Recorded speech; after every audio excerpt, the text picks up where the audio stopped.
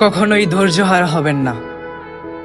সর্বদা মনে রাখবেন, আল্লাহ তাআলা আপনার ভাগ্যে যা নির্ধারণ করেছেন তা আপনি সঠিক সময়ে অবশ্যই পাবেন।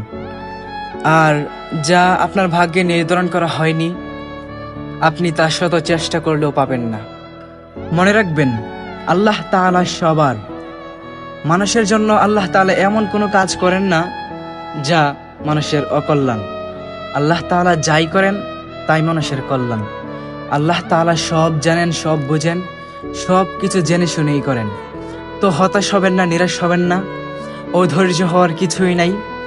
আপনার জীবন থেকে যদি বেস্ট পারসন কিছু চলে যায়, তাহলে হতাশ হওয়ার কিছুই নাই। আল্লাহ তাআলা অবশ্যই ভালো কিছু দান করবেন এর বদৌলতে। আপনার জীবন থেকে যদি কোনো মূল্যবান জিনিস হারিয়ে যায়, হতাশ হবেন না। আল্লাহ তাআলার কাছে দোয়া করবেন, দেখবেন এর থেকেও বেশি, এর থেকেও ভালো কিছু পাবেন।